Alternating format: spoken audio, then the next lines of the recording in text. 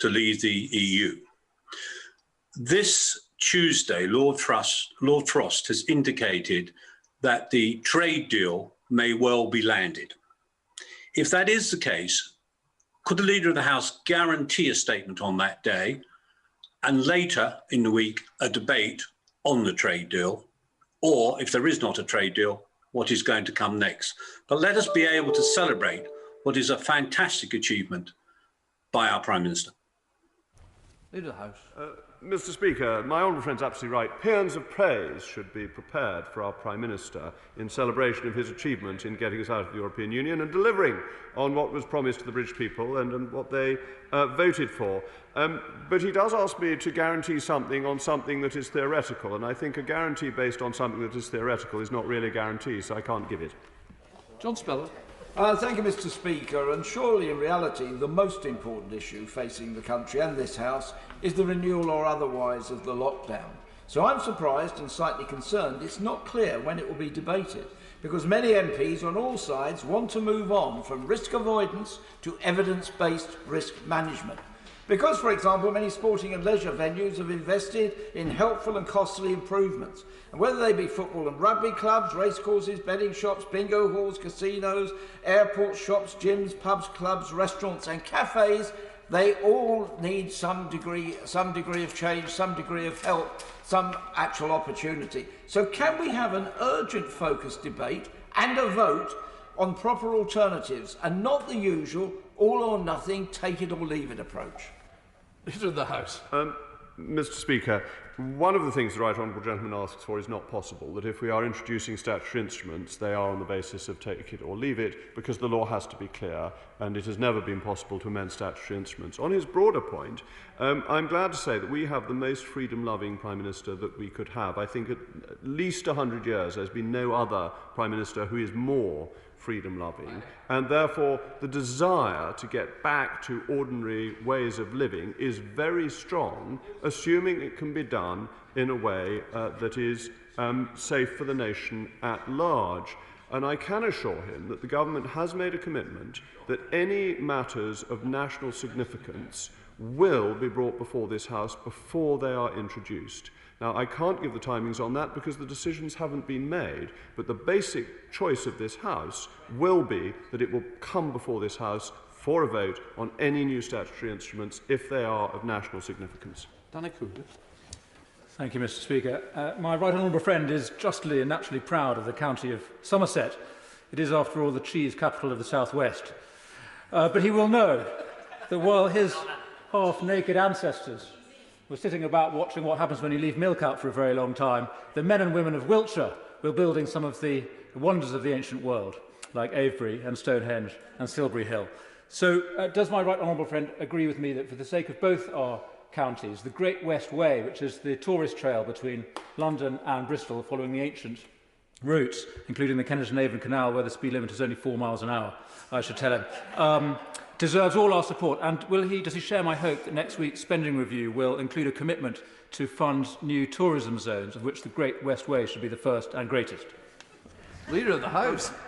Mr. Speaker, the honourable gentleman is right to say that Wiltshire is a great county, because in 878 it was on the right side at the Battle of Eddington where Alfred defeated the Danes, and the good people of Somerset, Wiltshire and Hampshire came together for that historic victory on which the country is essentially founded. He is wrong, however, to highlight the ancient monuments of Wiltshire, because there's a much better one in Stanton Drew, of greater antiquity, greater beauty and greater interest. And I would suggest people go to Stanton Drew rather than to Stonehenge, where they don't have to worry about the A303.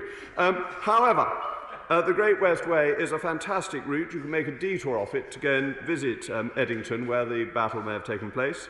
And the government is supporting it via the 45 million Discover England fund. So let Somerset, Wiltshire and Hampshire rejoice in our shared and distinguished history. Just for the record, the member for Devices might want to know that the Leader of the House last week said how important it is to see Stonehenge as he travels past it on the 303.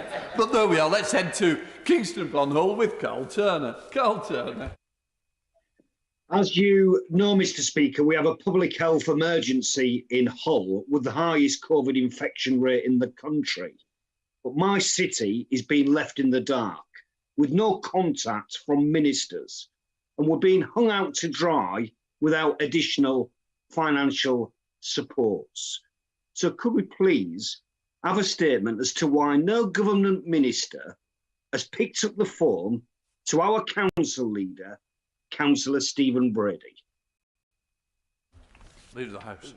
Mr. Speaker, I know this matter came up in the debate yesterday, and that my right honourable friend, the Paymaster General, responded to say that during the course of the debate she arranged for the COVID-19 task force, who through the Cabinet Office and her office will coordinate this, to have a meeting with the Honourable Lady, the member for Kingston upon Hull North, and any other people, whether colleagues in this place or the Local Resilience Forum. So I believe this is in hand as of yesterday. Thank you. Can we have an early debate in government time on the regulation and prevention of online harms? This afternoon's backbench business debate, which was already the amalgamation of 2 approved debates on that subject by the Backbench Business Committee, has had its time substantially truncated by government business on the order paper today. This is a matter of considerable concern to colleagues in the House. This debate was heavily subscribed, and to people outside the House. And of course the government's online harms bill is still long awaited. Thank you, Mr. Speaker. Online harms continues to be a priority of the government, and the government is firmly committed to making the UK the safest place to be online. My honourable friends and right honourable friends in DCMS and the Home Office are working to introduce legislation next year, and we will also be publishing our full response to the online harms white paper consultation. My honourable friend will have further opportunity to raise this issue again during the backbench business debate on the regulation and prevention of online harms, and I'm sure there will be other opportunities in due course. Richard Thompson.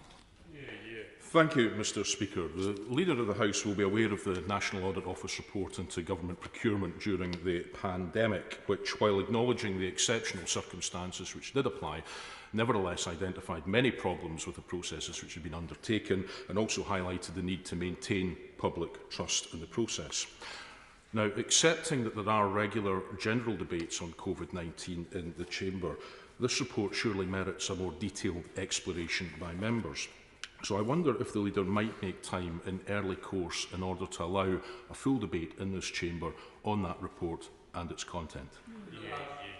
Mr. Speaker, I do refer really what I'd said earlier. There has been an extraordinary success in procurement that had to be done very quickly, and everybody wanted it done very quickly. If you take the vaccine task force, for example, has secured agreements for 350 million doses of 7 leading vaccines. 300,000 people have signed up to the vaccine registry to accelerate the development with test and trace. Nearly 36 million tests have been completed, and we're testing at 500,000 or capacity for 500,000 a day. Every contract over £120,000, or 80% of them, I think, have been published so far, so that there is transparency. So I think there is always a choice. Everyone knows that if you have a leak at 2 o'clock in the morning and call the plumber out, it costs more than if you book the plumber to come in 3 months' time. We're in the situation of having a leak at 2 in the morning. It was inevitably expensive. Let's head up to Dudley North with Marco Longi. Marco Longi. Thank you, Mr. Speaker. Does the Leader of the House agree that, given the nature of our role, MPs who can attend Parliament in person should do so, and that any motion to extend remote participation to debates should be based on clinical vulnerability in accordance with government guidance rather than personal choice? Mr. Speaker, our fantastic broadcast team, Parliament's House staff, teachers, postmen, supermarket workers, delivery drivers and our NHS workers leave home to go to work, and so should we. Thank you, Mr. Speaker. My honourable friend's absolutely right. Members of Parliament are key workers and should not be treated any differently to other key workers, many of whom have been continuing to come into work since the start of the pandemic. It is the government's strong view that Parliament best serves the UK public when MPs are present in Westminster carrying out their essential functions. Just as hospitals and schools provide essential services in health and education, Parliament performs an essential constitutional role, making and changing legislation, debating key issues and scrutinising the work of government. The House authorities have made every effort to ensure that the physical proceedings in operation are in line with Public Health England guidance and safe for members and the staff of the House. Our approach has evolved as the pandemic has evolved, and we are pleased that this latest change, if it is accepted by the House, will allow those who are clinically extremely vulnerable to participate. Lord Russell-Moyle. Thank you, Mr. Speaker. I've got a number of constituents whose landlords have backtracked on their word when they said that they would be given rent relief and now are saying it is only rent deferrals. And they've even been taken to court because the law is, I'm afraid, weak and the advice is unclear. Can we, and can I ask the Leader of the House, if we can have a proper debate about housing in this place, and if the government will actually fulfil their manifesto commitment of bringing forward a renters' rights bill that will ban Section 8 and 21 evictions for once and for all? Mr. Speaker, it's worth setting out what the government has done, because during the first wave, evictions were banned for 6 months, protecting 8.6 million households. We then doubled eviction notice period from 3 to 6 months, meaning that if someone is served notice today, they can stay in their home until May in all but the most serious cases, so that tenants are being protected, but obviously there needs to be a balance between landlord and tenant. Listening Buchan. Thank you, Mr. Speaker. I understand that the housing target standard methodology is being tweaked. But does my right honourable friend agree with me that in central London it not only needs to be tweaked, it needs to be radically changed? Since in my local authority, the housing target goes from 450 to almost 3,300, a 7-fold increase. Will my right honourable friend make time for a debate where we can talk about how we can get more housing, which we urgently need, but in a way that is achievable and practical? Thank you, Mr. Speaker. I'm grateful that my honourable friend agrees that we must increase housing supply so a new generation of young people have the opportunity to buy their own home. The current formula for local housing need is inconsistent with our aim to deliver 300,000 homes by the mid-2020s annually, and we are committed to reviewing it at this year's budget. We'll amend planning rules so that infrastructure, roads, schools, GP surgeries come before people move into their new homes, but we want to get the balance right when determining local housing need between meeting our target for building 300,000 homes, tackling affordability challenges in the places people most want to live, and renewing and levelling up our towns and cities. Thank you, Mr. Speaker. We heard a lot from the Prime Minister about Captain Hindsight, yet whether it's the economic response on the risk of a cliff edge, testing or the crisis in schools, the opposition has actually shown a degree of foresight and provided good advice to government. Will the government now engage constructively with advice to solve problems, or do we have to resort during our debates and exchanges to calling the Prime Minister General Chaos and the Health Secretary Major Blunder? Oh, that was very funny, Mr. Speaker. We do all split our sides with laughter. I think it is worth pointing out the amazing amount that Her Majesty's government has done. 7 Nightingale hospitals were built, 30,000 ventilators, up from 9,000 in March, 32 billion pieces of PPE equipment provided, 500,000 virus tests on the 15th of November, 12 million testing kits going to 14 million care homes, £200 billion of taxpayers' money spent to support the economy. There's an amazing record of hard work being done to help us through this difficult period, and advice is welcome from all sources, however eccentric they may be, including the honourable gentleman. Sure. Thank you, Mr. Speaker. My right honourable friend will know that the East Midlands has amazing economic potential, and one of the ways in which we can fulfil that potential is with the building of a free port alongside the East Midlands Airport. This will bring skilled jobs to our region and major investment. It is supported by Conservative colleagues from across the region. So can we have a debate in government time on the strength of the application that the East Midlands is putting forward? Mr. Speaker, I'm very tempted, but I'm limited by what I'm allowed to say, because the government has published a bidding prospectus for free ports in England, setting out how ports can apply for free port status, and further details on our proposals for the policy. The bidding period will close on the 5th of February, but I wish his application for a free port every success. It is a really exciting policy development. And Mr. Speaker, you are a kindly gentleman, and I'm sure you will look favourably on an application for an adjournment debate so that my honourable friend can praise his own area at greater length. Final question, David Linden. Thank you very much, Mr Speaker. I'm sure, like me, you're an avid reader of the Martin Lewis Money Saving Expert website, and I wonder if the Leader of the House would join me in commending to our constituents the availability of tax relief from working from home. Can we therefore have a statement or something from the government encouraging our constituents to apply for that tax relief, as many of them are working from home and could do with that a little bit more money in their pockets?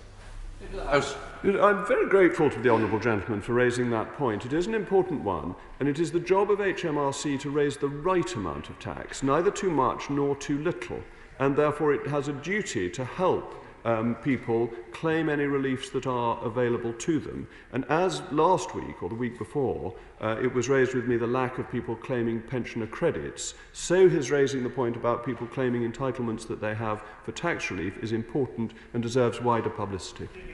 In order to allow the safe exit of vulnerable members participating in this item of business and the safe arrival of those participating in the next, I'm suspending the House for 3 minutes. Order.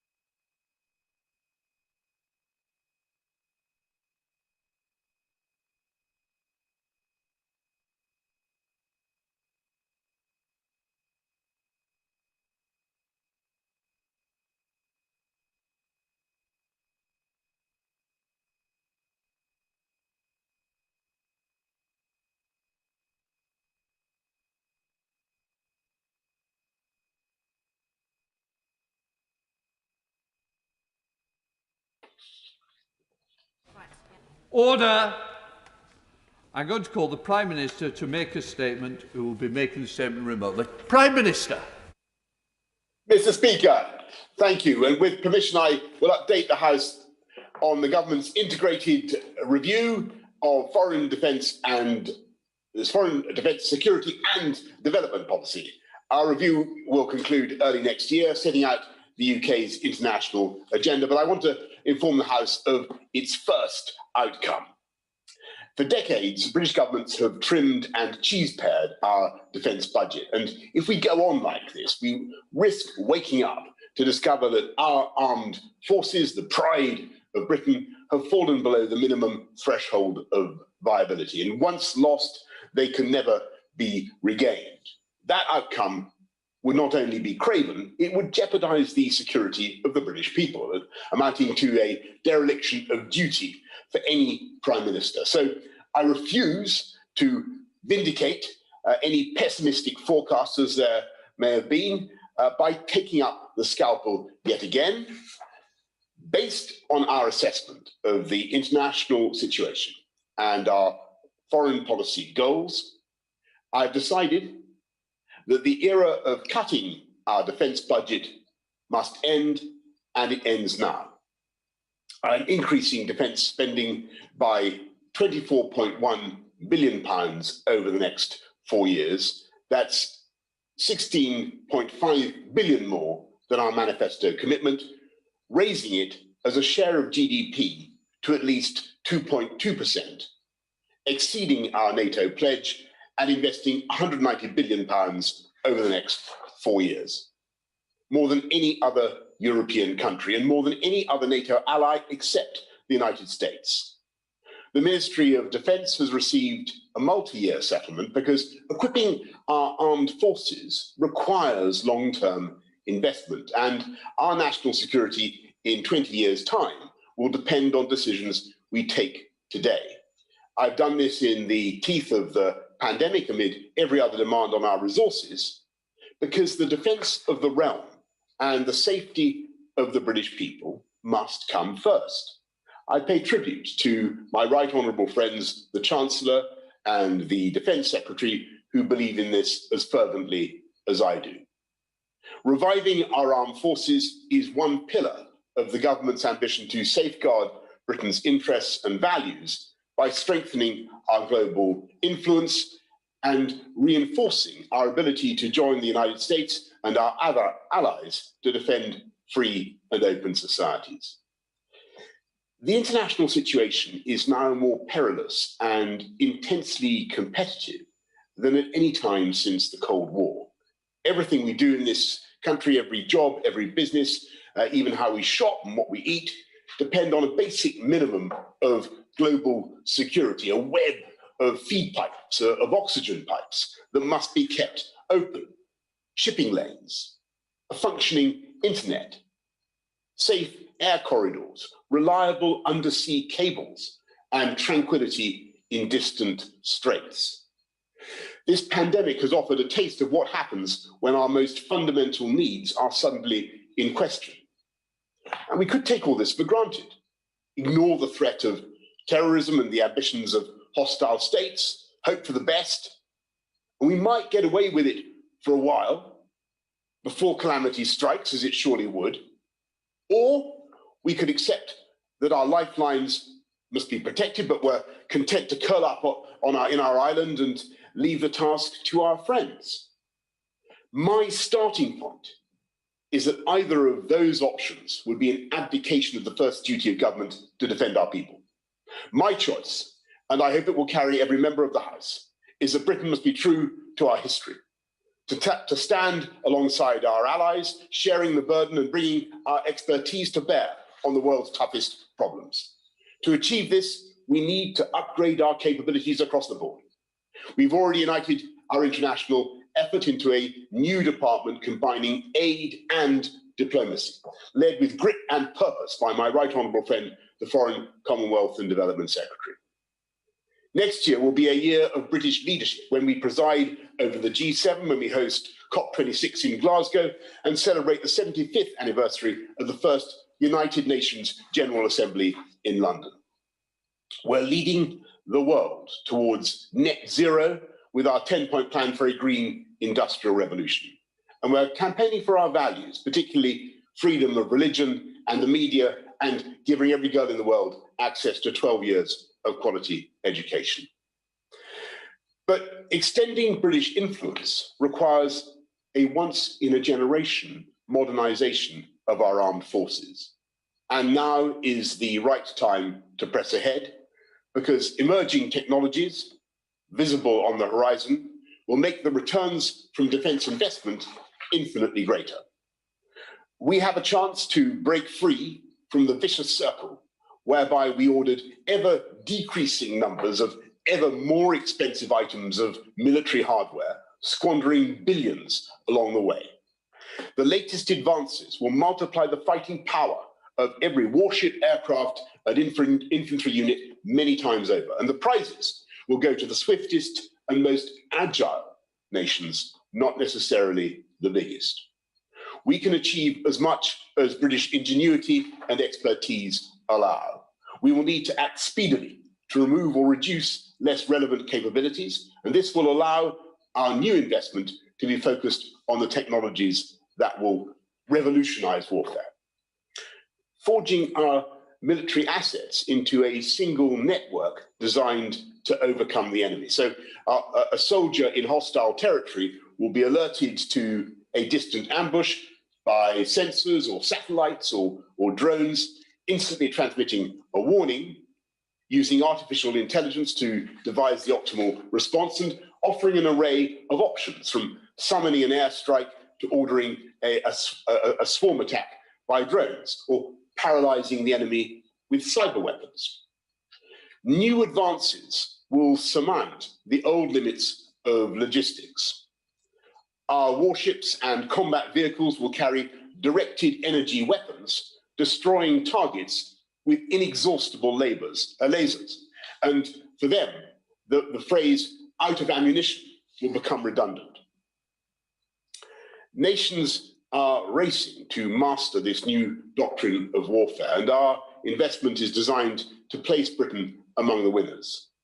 The returns will go far beyond our armed forces. From aerospace to autonomous vehicles, these technologies have a vast array of civilian applications, opening up new vistas of economic progress, creating 10,000 jobs every year, 40,000 in total, levelling up across our country and reinforcing our union. We're going to use our extra defence spending to restore Britain's position as the foremost naval power in Europe, taking forward our plans for 8 Type 26 and 5 Type 31 frigates and support ships to supply our carriers. We're going to develop the next generation of warships, including the multi-role research vessels and Type 32 frigates. And this will spur a renaissance of British shipbuilding across the UK, in Glasgow and Rosyth, Belfast, Appledore and Birkenhead, guaranteeing jobs and illuminating the benefits of the Union in the white light of the arc welder's torch. If there is one policy which strengthens the UK in every possible sense, it is building more ships for the Royal Navy. Once both of our carriers are operational in 2023, the UK will have a carrier strike group permanently available, routinely deployed globally, and always ready to fight alongside NATO and other allies. Next year, Queen Elizabeth will lead a British and Allied task group on our most ambitious deployment for 2 decades, encompassing the Mediterranean, the Indian Ocean, and East Asia. We shall deploy more of our naval assets in the world's most important regions, protecting the shipping lanes that supply our nation, and we shall press on with renewing our nuclear deterrent. We will reshape our army for the age of networked warfare, allowing better equipped soldiers to deploy more quickly, and strengthening the ability of our special forces to operate covertly against our most sophisticated adversaries. The security and intelligence agencies will continue to protect us around the clock from terrorism and new and evolving threats. We will invest another £1.5 billion in military research and development designed to master the new technologies of warfare, and we will establish a new centre dedicated to artificial intelligence and a new RAF Space Command, launching British satellites and our first rocket from Scotland in 2022. I can announce that we have established a national cyber force, combining our intelligence agencies and service personnel, which is already operating in cyberspace against terrorism, organised crime, and hostile state activity. And the RAF will receive a new fighter system harnessing artificial intelligence and drone technology to defeat any adversary in air-to-air combat. Our plans will safeguard hundreds of thousands of jobs in the defence industry, protecting livelihoods across the UK and keeping the British people safe. The defence of the realm is above party politics, and we all take pride in how British resolve saved democracy in 1940 and British internationalism, directed by Clement Attlee, helped to create NATO and preserve peace through the Cold War. The wisdom and pragmatism of Margaret Thatcher found a path out of confrontation when she met Mikhail Gorbachev in 1984. In each case, Britain tipped the scales of history and did immense good for the world. Now we have a chance to follow in this great tradition, to end the era of retreat, to transform our armed forces, bolster our global influence, unite and level up across our country, protect our people and defend the free societies in which we fervently believe. Mr. Speaker, I commend this statement to the House. I now call the Leader of the Opposition, the Right Honourable Keir Starmer. Thank you, Mr. Speaker, and can I thank the Prime Minister for advance sight of his statement. Mr. Speaker, under my leadership, national security will always be Labour's top priority. Britain must once again show global leadership and be a moral force for good in the world, both in how we tackle present and emerging security threats, but also in how we build a fairer, greener and more secure world. So we welcome this additional funding for our defence and security forces, and we agree that it's vital to end what the Prime Minister calls, I have to say with complete lack of self-awareness, an era of retreat. But, Mr. Speaker, this is a spending announcement without a strategy. The government has yet again pushed back vital parts of the integrated review, and there's no clarity over the government's strategic priorities. And then there's the question of money. How will this announcement be paid for? Such is the government's handling of this pandemic that the UK has the sharpest economic downturn of any G7 country. Next week, the Chancellor will have to come here and set out the consequences of that. So can the Prime Minister tell us today, will the commitments he's made require additional borrowing, mean tax rises? If so, which ones? Or will the money have to come from other departmental budgets? In particular, at the election last year, there was a very clear Conservative Party manifesto to, and I quote, spend 0.7% of GNI on international development. So a straight question, Prime Minister. Is the government going to keep to that manifesto commitment?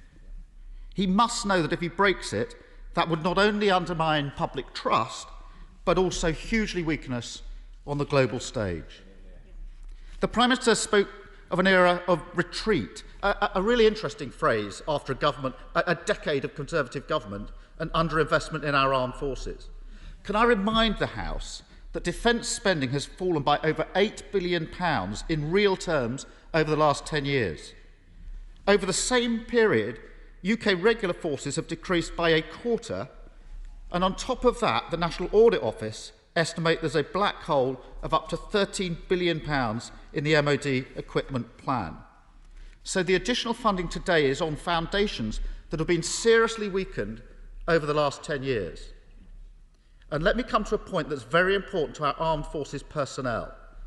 Can the Prime Minister tell us, will there be any further cuts to the size of our armed forces over the period of this spending review? There are a number of other holes in the Prime Minister's plan. With less than 6 weeks to go to the end of the transition period, there's still no clarity about the direction of our post-Brexit foreign or trade policy. And the government has not yet rolled over existing trade agreements with 15 countries. That's deals worth up to £80 billion of trade a year. The Prime Minister speaks of tackling global security threats, improving cyber capability, and that is all welcome, and we welcome it. But 4 months after the Intelligence and Security Committee published its report concluding that Russia posed, and these are their words, an immediate and urgent threat to our national security, can the Prime Minister tell us why he's still not acted on this or followed through on the committee's recommendations? And when will he do so? And Mr. Speaker, there was very little beyond warm words about how the UK will lead the global efforts against the biggest threat we face, the international climate emergency. The COP26 conference is a once-in-a-generation opportunity, but the climate change community says that the UK's domestic measures, quotes, are not making adequate progress in preparation for climate change. And yesterday's announcement, another press release without a strategy, will do nothing to address this. Mr. Speaker, this is a time of huge global uncertainty. It is time for Britain to emerge from a decade of decline. I know the Prime Minister is always keen to talk about the bits of government he enjoys, big announcements, space programmes, moonshots, but this statement shows the government still lacks a clear strategy or a coherent vision for Britain in the world, or any idea how the promises the Prime Minister makes will actually be delivered. Thank you, Mr. Speaker. Prime Minister. Well, Mr. Speaker, of all the humbug I've heard from the right honourable gentleman opposite, I think that really takes the cake. This was a man who campaigned until December last year to install in government a Prime Minister who would have wanted to scrap our armed services and pull out of NATO. And his own record of support of our armed services very, very thin indeed. Mr. Speaker, I'm glad that he now welcomes this package. I think I think the comments that he's made about it scarcely do it justice. This is the biggest package of support for our armed services, as I say, since the end of the Cold War. It bears absolutely no relation to discussions about overseas aid, and I can say I think this House and this country should be incredibly proud of what Britain does to support people around the world. And under any view, this country has been and will remain one of the biggest contributors to aid of any country on earth. I'm very, very proud of that. I'm proud of the way this package will help to deliver 40,000 jobs around the UK. And this is the party, Mr. Speaker,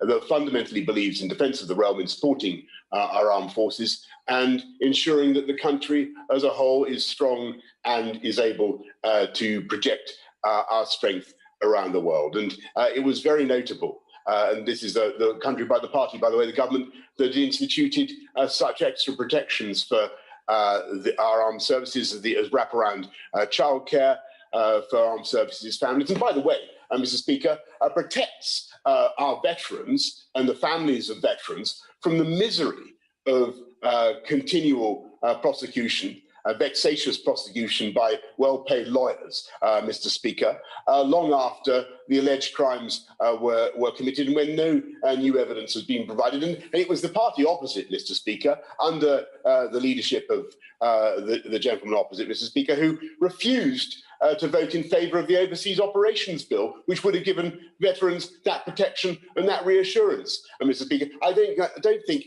I've heard so much phony stuff from the right honourable gentleman in all the time that we've faced each other so far. This was a guy, Mr. Speaker, who campaigned actively to install somebody who wanted to break up our armed forces and pull out of NATO. I don't know what he was thinking then. He never mentioned his support for the armed services then, and I don't attach, frankly, much credence to it now. Chair of Select Committee, Tobias Elwood. Thank you very much, Madam Deputy Speaker. Can I welcome this commitment to significantly upgrade our defence posture, something he knows that I, the Defence Select Committee and others in this House have been calling for some time.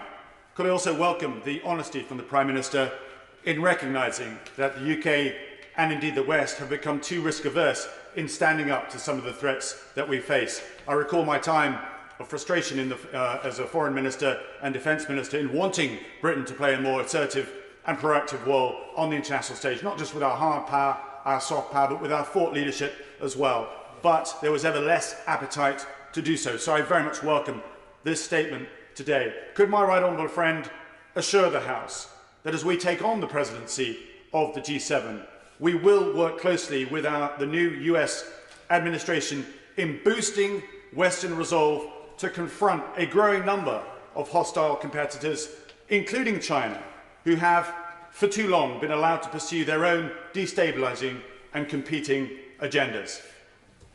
Prime Minister.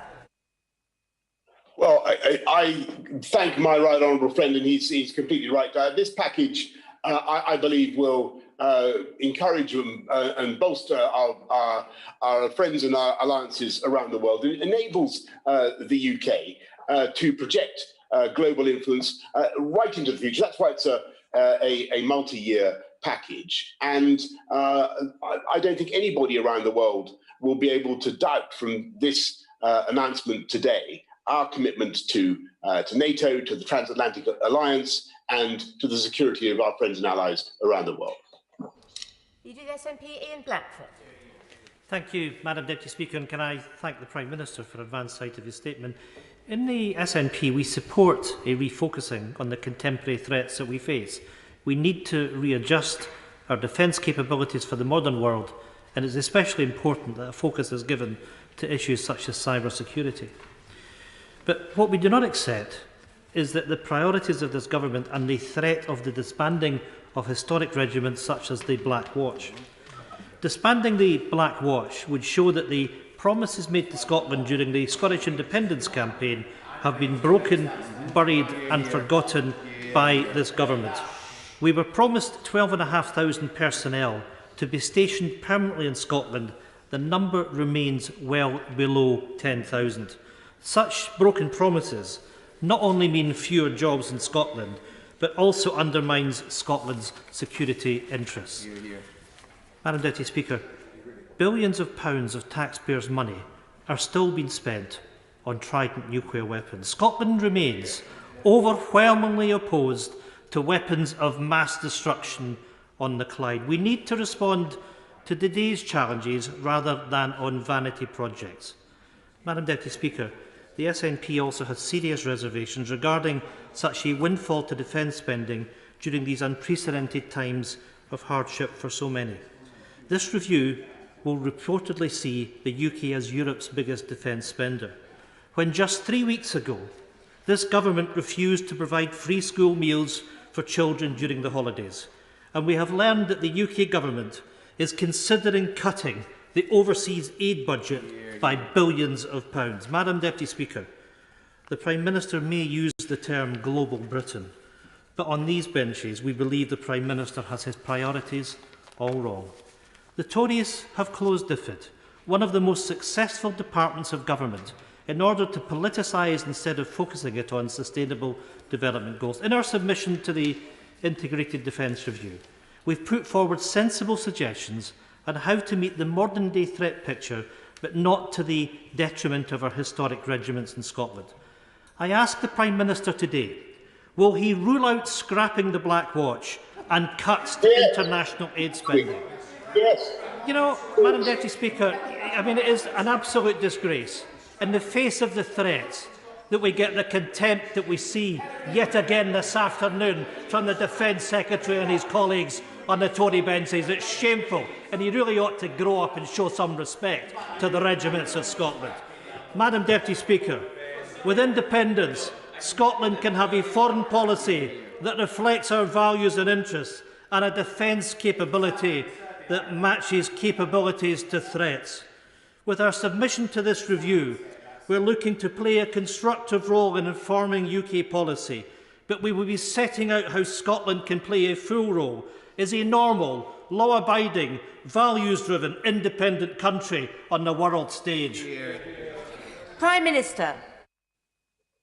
Well, Mr. Speaker, I can certainly give the right honourable gentleman that guarantee. And once again, he seems to be a veritable geyser of confected indignation. Of course, we're going to guarantee the Black Watch. The DFID will remain in East Kilbride as long as he doesn't continue with his ambitions to break up the United Kingdom. And even if he does, the DFID will remain in East Kilbride.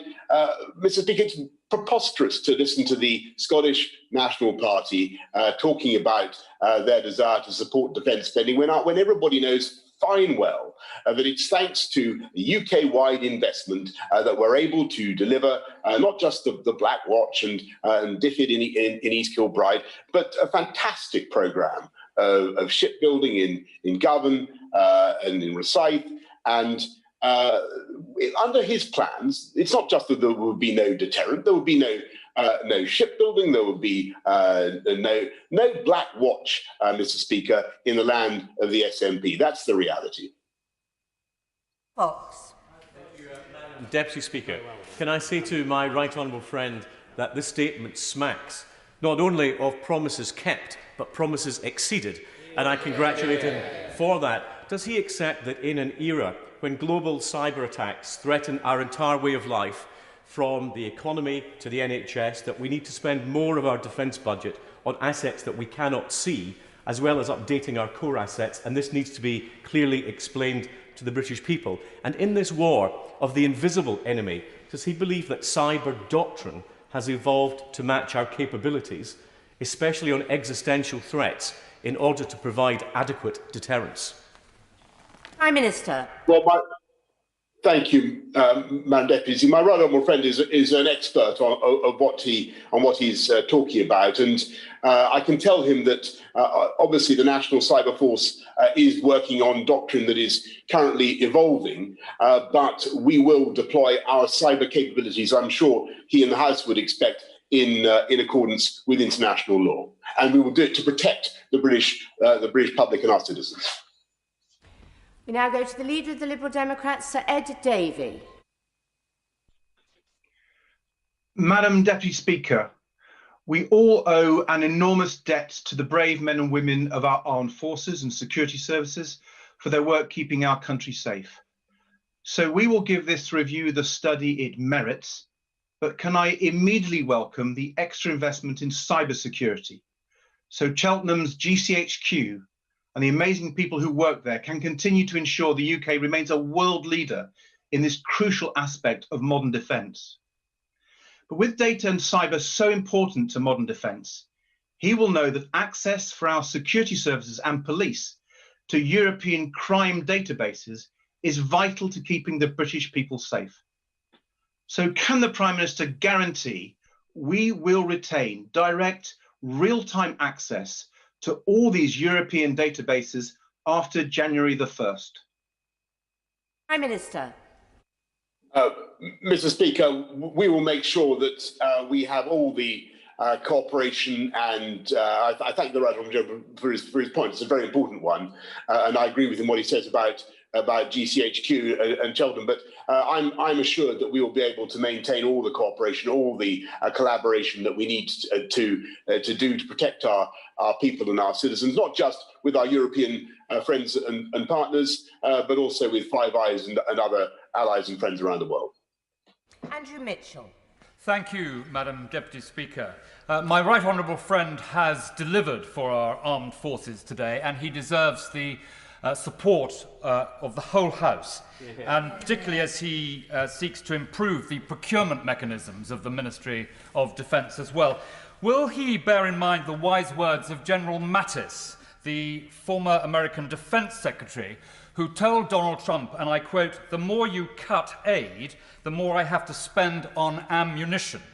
Britain's development leadership and the standing by our promise to the poorest of the 0.7, which was a manifesto commitment, will stand my right honourable friend in very good stead as he assumes the chairmanship of the G7 on January the 1st and promotes the important values of global Britain.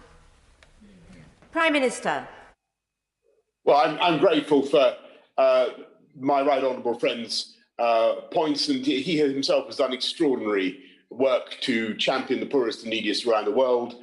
And I think that this country, as I say, can be very proud of our record in overseas aid. And we lead the world, will continue to lead the world under this government.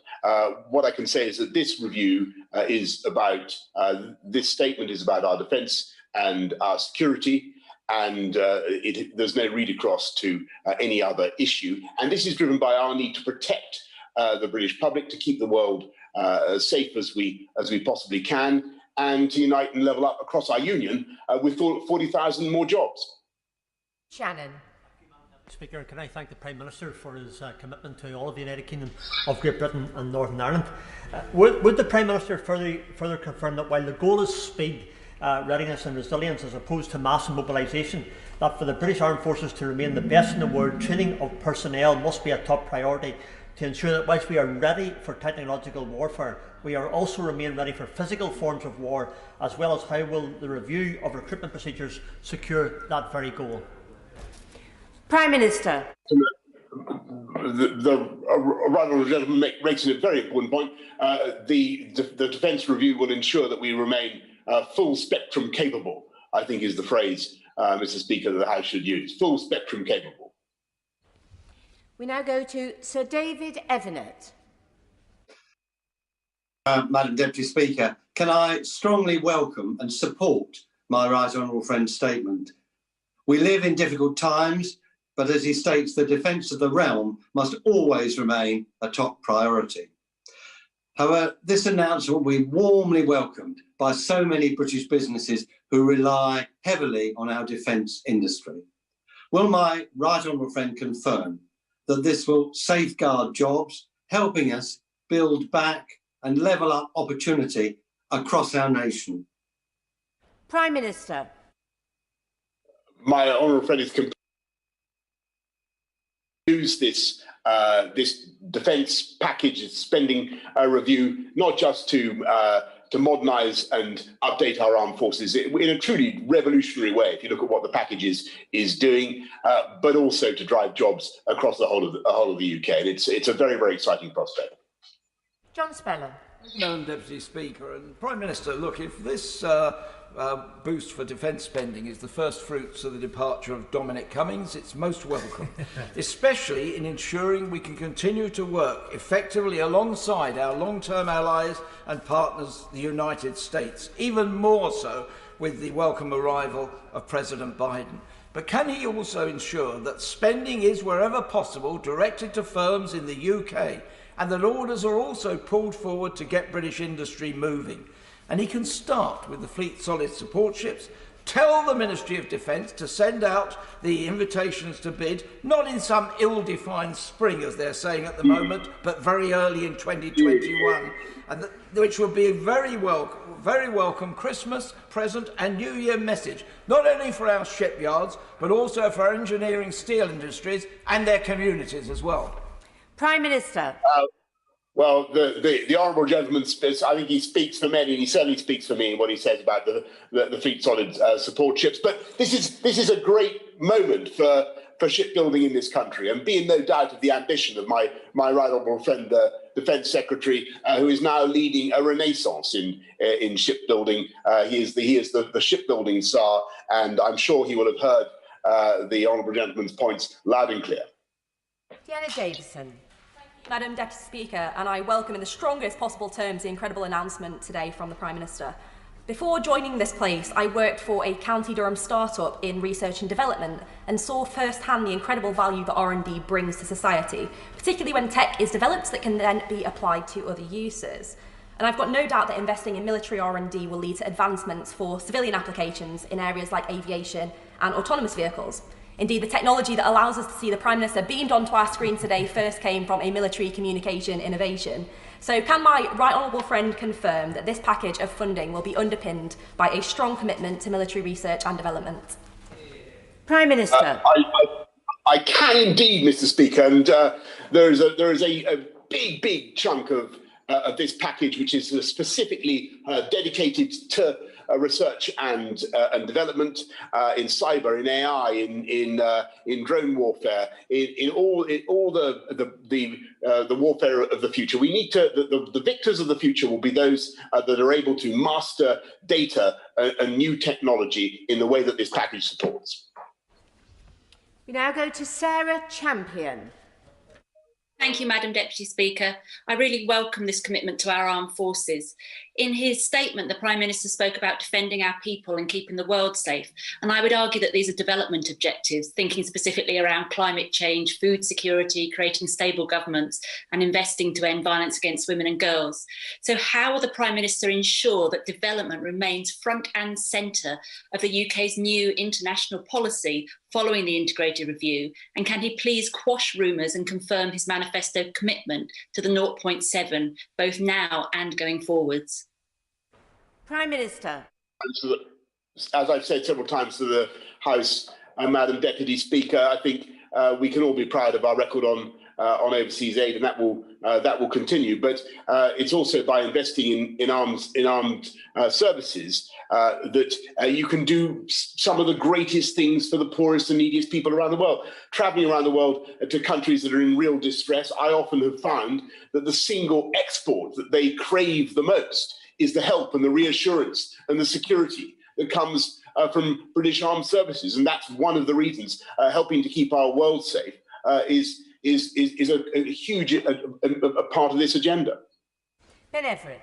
Thank you, Madam Deputy Speaker. Our armed forces have played a crucial role in our response to this pandemic, not least in setting up and scaling the mega lab in Milton Keynes. But looking beyond Milton Keynes to the world, does the Prime Minister agree with me that this investment sends a huge message to our friends and our allies around the world that Britain is serious about security? And not only that, Madam Deputy Speaker, it sends a message to those that would do us harm, that would threaten the security of our people and our nation, that Britain is serious about defending our people, our businesses, our economy and our values. Prime Minister.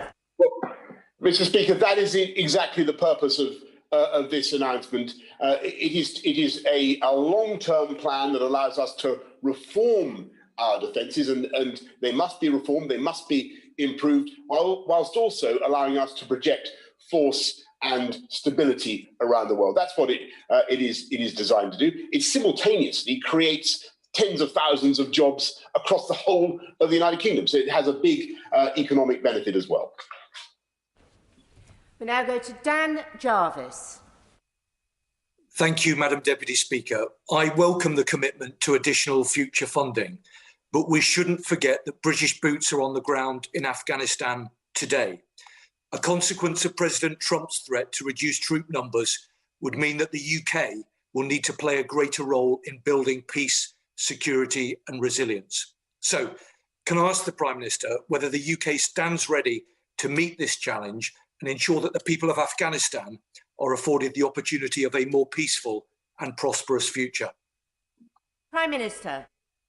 The Honourable Bannon, I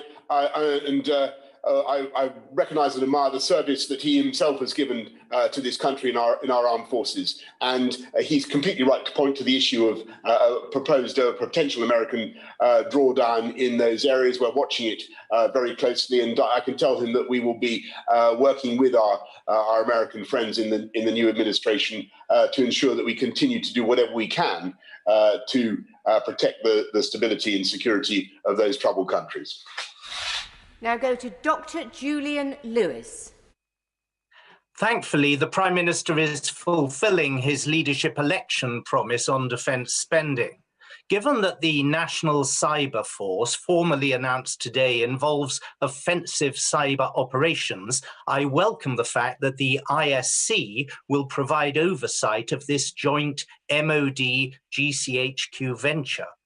Is my right honourable friend fully satisfied that the Intelligence and Security Committee is now properly constituted to conduct this scrutiny impartially and independently? Prime Minister. Yes, Madam Deputy Speaker. I believe that the Intelligence and Security Committee is well equipped to provide exactly that further layer of scrutiny of cyber operations.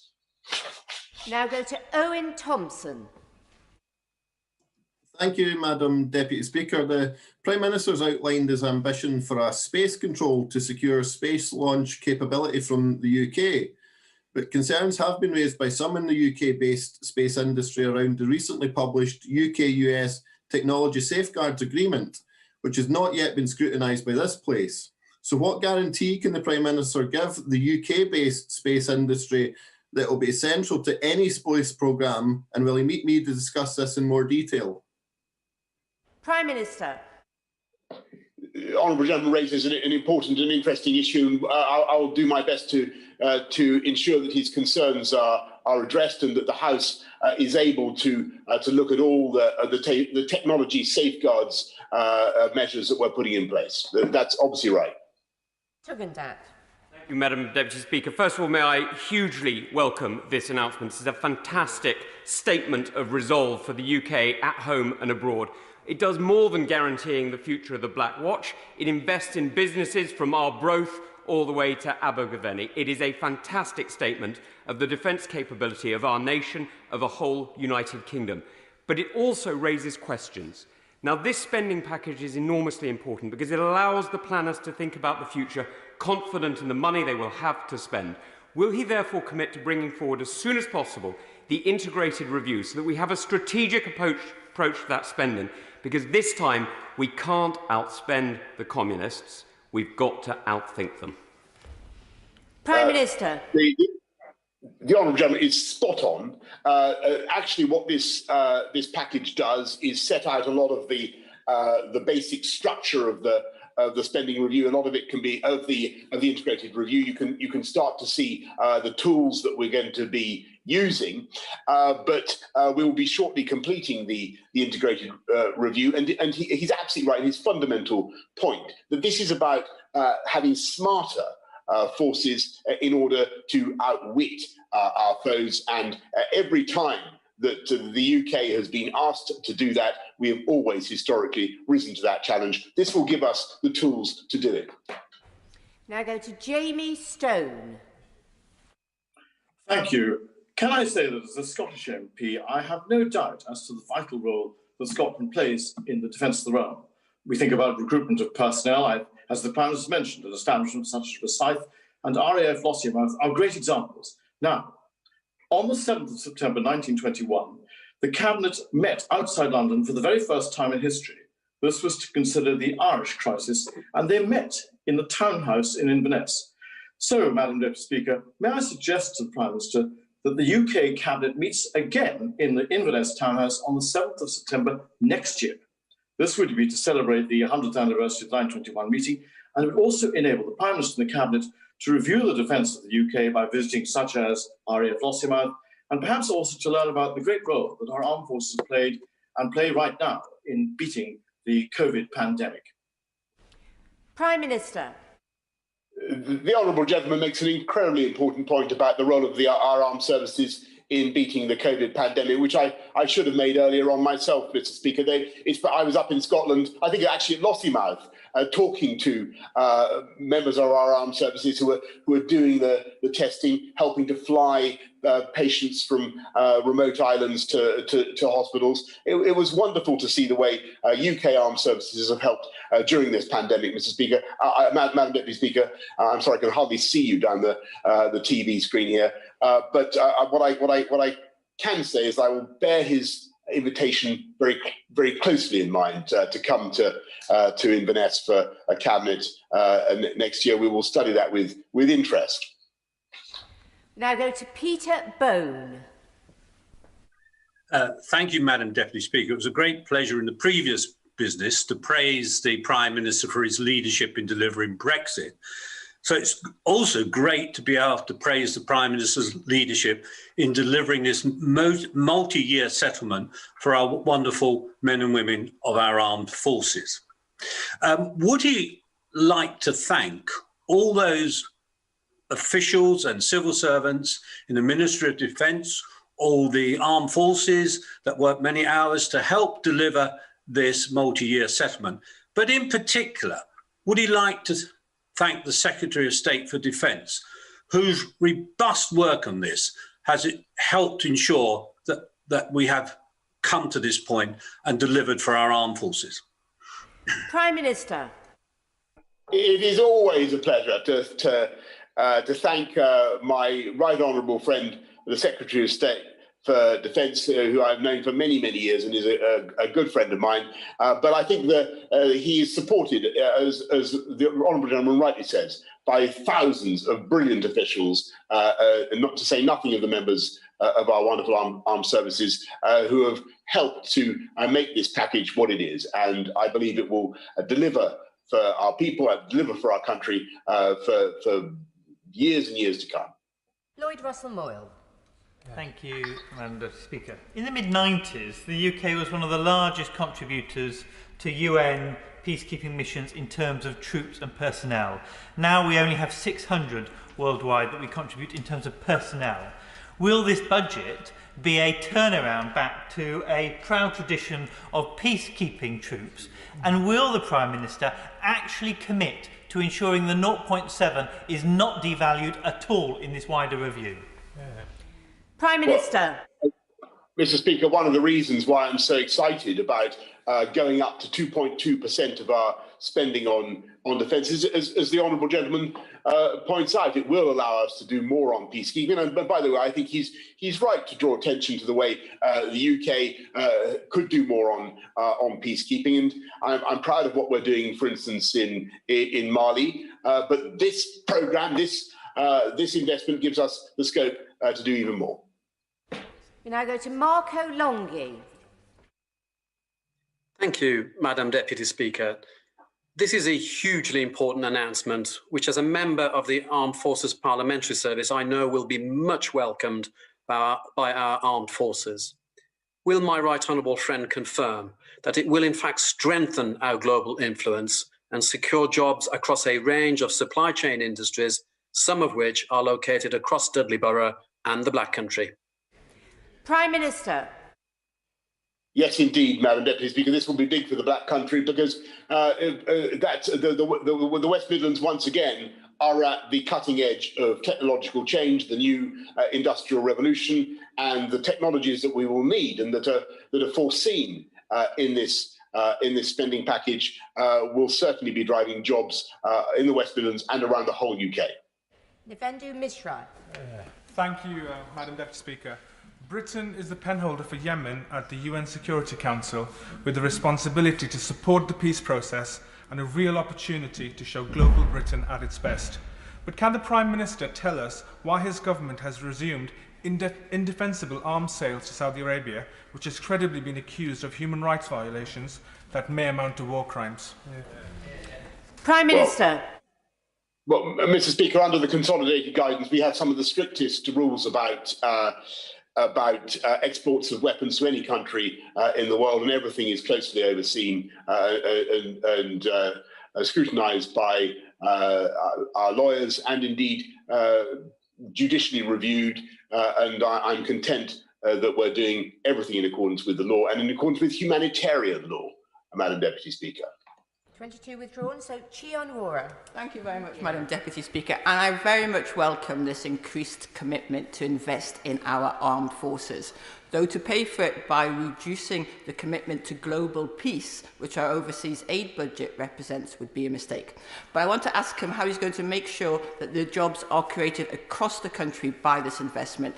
Innovative, high-tech businesses in Newcastle tell me it's easier to secure a contract with the American Department for Defence than with the British Ministry of Defence. So what is he going to do to improve procurement opportunities for small businesses? Prime Minister. Well, I'm interested that she says that, Madam Deputy Speaker, because as I recall, you can't even sell rulers to the US military under the Pentagon's procurement policies or paper clips. But I may be in error in that. But she's making an important point about the need to source as much as we can from the UK, and that is obviously what we're going to do. It's a big opportunity to buy British, to stimulate jobs, to stimulate technology, and to drive jobs across the UK. And I've no doubt that Newcastle and the North East are going to be big beneficiaries as well. We now go to David Davis. Thank you, Madam Deputy Speaker. Can I say to the Prime Minister, this is the best and most intelligent defence statement I've heard in a quarter of a century in the House of Commons. Will he assuage, however, two concerns I have? The first is that the it appears that the numerical size of the armed forces is still on a downward trend. And given that the evidence of recent wars, most recently in Nagorno-Karabakh, is that the route to success is both novel technology and conventional forces, how are we going to cope with that? And secondly, since the era of the Duke of Wellington, the MOD is not very good at managing big, expensive projects. What are we going to do about that? Prime Minister. Mr. Speaker, first of all, it's important to understand there are no redundancies in this package, and it is, we're committed, as I say, to, he's right, my right honourable friend is right in what he says about the need to maintain full spectrum. And that's what it does. But, you know, you've also got to fight the wars of the future. You've got to adapt, you've got to change. And that's what this package allows us to do. It does permit us to modernise. Now, the final point that my right honourable friend made is a very important one. We are going to be following this with a very, very beady eye. There have been, you know, historic overspends, historic mistakes in procurement, some painful episodes that we don't need to go into, in which investments have not turned out well. We are setting up a unit to ensure that we get value out of this massive package. Stephen Dougherty. Thank you, Madam Deputy Speaker. There's much to welcome about investment in our armed forces in this statement. But the Prime Minister will be aware that in the last month we've seen atrocities against civilians in Nigeria, jihadis on the rise in the Sahel and Mozambique, attacks on democracy in Uganda and Tanzania, and now a spiralling conflict in Ethiopia with huge refugee flows, attacks on civilians and destabilising of the region. So on that specific issue, could the Prime Minister say what he is doing now to seek an urgent de-escalation in Ethiopia and humanitarian access? And more widely, what role, given his statement today, does he see for us as a partner for peace, development, insecurity in Africa, not least given the crucial role that 0.7% commitment has played, as the Right Honourable Gentleman Suttle Coldfield set out so clearly? Prime Minister. Yes. Well, thank the Honourable Gentleman. We've obviously made representations to the government in Addis Ababa to de-escalate in Ethiopia. We continue to make our points with them, and this package will enable us to step up, or help us to step up our commitment to Africa. And as he may recall, when I was Foreign Secretary and now under my right honourable friend, the Foreign Secretary, we are opening up embassies, opening up UK representation across Africa, and this package will help us to support that. Anne-Marie Trevelyan. Thank you, Madam Deputy Speaker. I'd like to thank both the Prime Minister and the Chancellor for finding a way to provide this long-term financial stability for defence, despite the huge financial pressures that COVID has brought upon us this year. Getting our defence funding on a sound footing affords us the chance to ensure that it can be genuinely resilient. So does the Prime Minister agree with me that ensuring we get going at pace on the shipbuilding commitments that he has set out is critical, not only for the next generation of Royal Navy ships to be in service as soon as possible, but also because the UK, in building ships and boats across the 4 nations of the Union which they defend, can lead the world in adapting to green maritime technologies? Prime Minister. My right honourable friend is completely right, because we're not only massively expanding shipbuilding with the 2 frigate production lines that I've described, the 5 Type 31s at Rosyth, the 6 Type 26s in Govan. We're also committed to the Type 32. But we want to be in the lead globally, as she and I have discussed, and I thank her for all the work that she has done to champion shipbuilding and the Royal Navy. We also want to be in the lead in clean, green marine technologies, so that our ships are also emitting less carbon. That is perfectly feasible. Now going to Peter Grant. Thank you, Madam Deputy Speaker. The Prime Minister has announced an additional increase of just over £4 billion per year in the defence budget.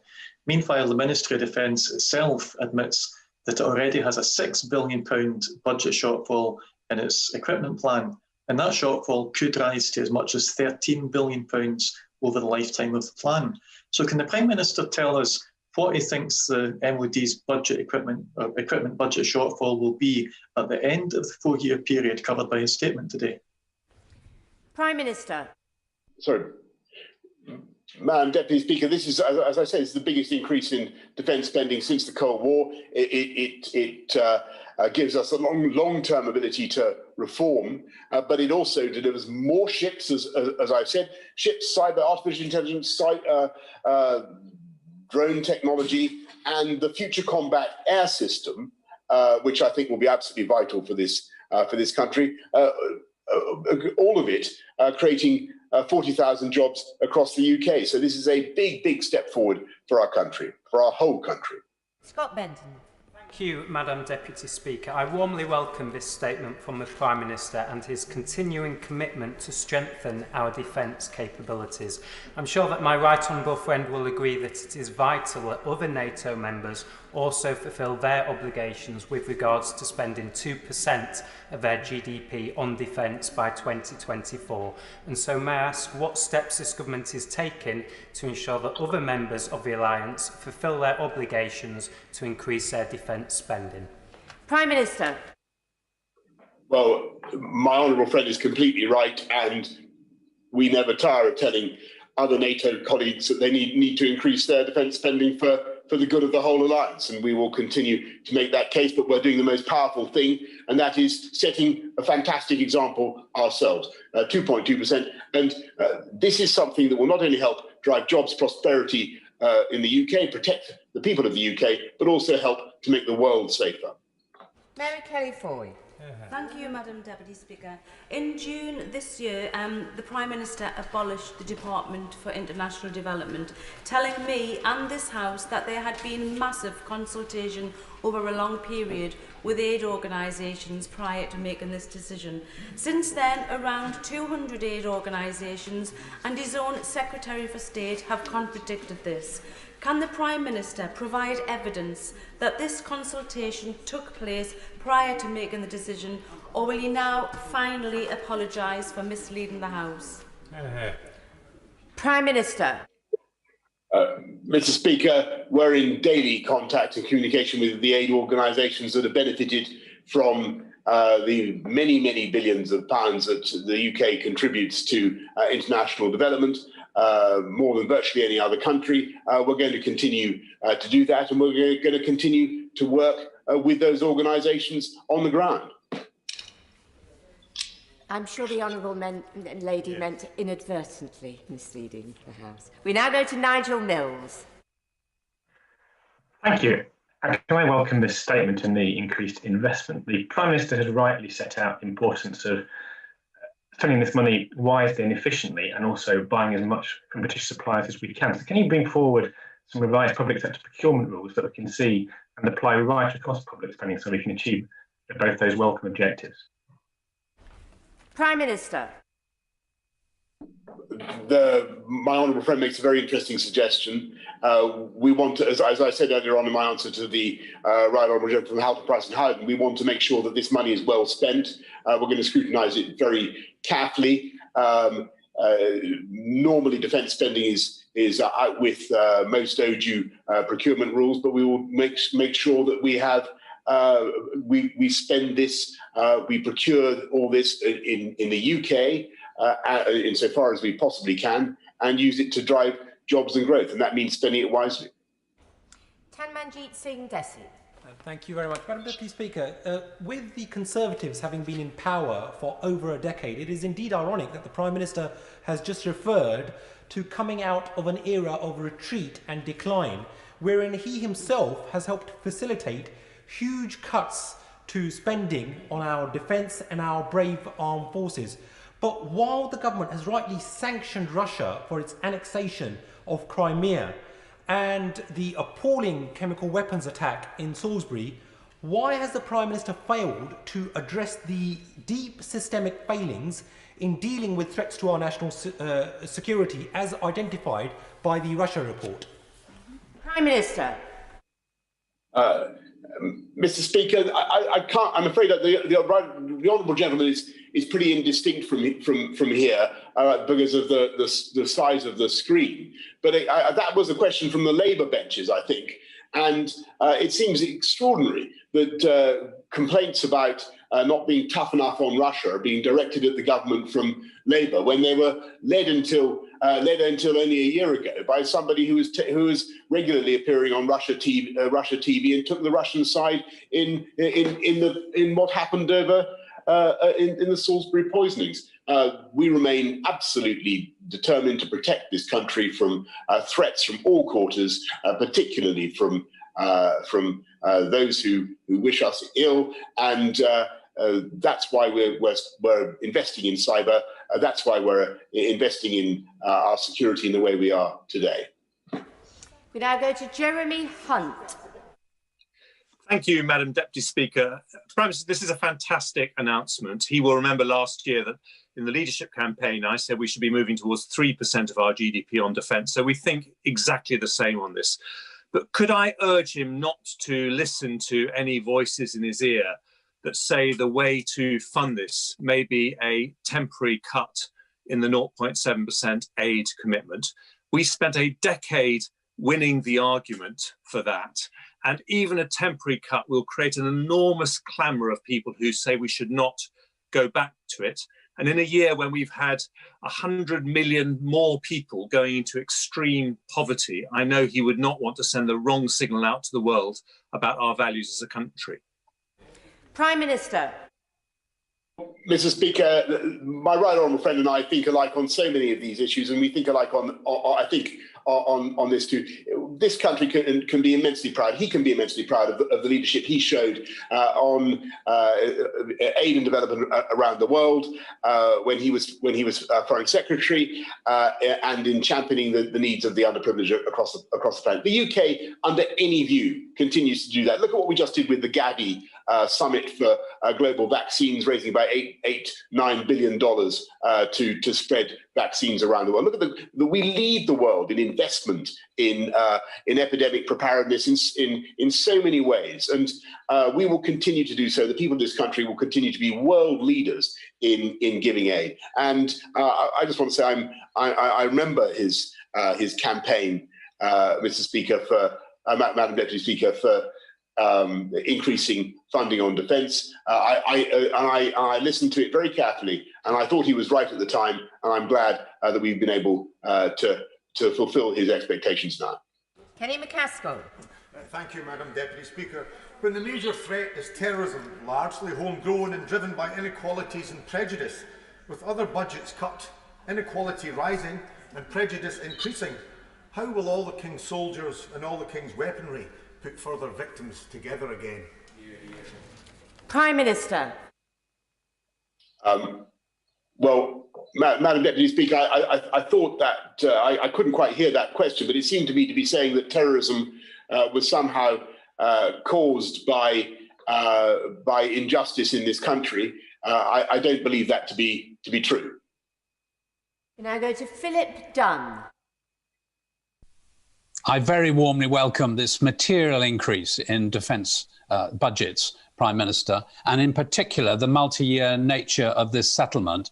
One of the significant reasons for challenges in defence budgeting is the stop-start nature of political decision-making on these multi-year projects. So this statement will help get the equipment plan both modernised and back on track, which I very warmly welcome. Does the Prime Minister agree with me that the United Kingdom can now fully take into account the UK prosperity impact of defence procurement, and will he do what he can to ensure that state aid issues and the opportunity cost of making in the UK will be fully recognised by the Treasury? Prime Minister. My right honourable friend makes a really important point. This is a big moment for us to ensure that these colossal investments do drive jobs and growth in this country, and that's what they are going to do. And that's why I'm so thrilled about the announcements for shipbuilding in particular. But it's not just shipbuilding, Madam Deputy Speaker. It's new jobs in new technology in all kinds of ways across the whole country. Now go to Stuart Malcolm MacDonald. Thank you, Madam Deputy Speaker. I can only assume that Conservative members of Parliament have got awfully punch drunk on the numbers, because what the Prime Minister has effectively done is rip up the integrated review by announcing the spending before the review itself. Surely the review is supposed to inform the spending. But let me ask the Prime Minister a specific question about a specific promise. At the last independence referendum, his party promised 12,500 permanently based armed forces personnel in Scotland. Can I ask him if that promise will be met by the time of the next independence referendum? Prime Minister. Well, Madam Deputy Speaker, forgive me. He asked a very interesting question about a hypothetical political event, which is at least a generation away. But what I can say to him is that there is absolutely no threat to the Black Watch, Diffid in East Kilbride, or any of the other fantastic investments that this package brings to Scotland. And it's a fantastic thing for our country and for our union. Going now to John Barron. Thank you, Madam Deputy Speaker. This announcement is extremely welcome, and one, as an ex-soldier, I know will be well received by our superb armed forces. My right honourable friend will know that the integrated review offers the opportunity to consider Britain's foreign policy assets in the round, including its world-class soft power capabilities. Can you therefore confirm that when the review is published, it will reflect the recommendations of the recent British Council APPG report and include a soft power strategy at its core, as well as a central role for Britain's primary soft power assets, including the British Council? Prime Minister. I really thank my right honourable friend, because he's right to highlight the importance of soft power, and studies have shown that we're amongst the biggest soft power wielders in the world. We are a soft power superpower. That has many components. The British Council is certainly one of them, but a robust, self-confident defence policy allowing us to project strength around the world is also hugely valuable. Hard power leads to soft power. Ms Jones. Thank you, Madam Deputy Speaker, and I thank the Prime Minister for his statement.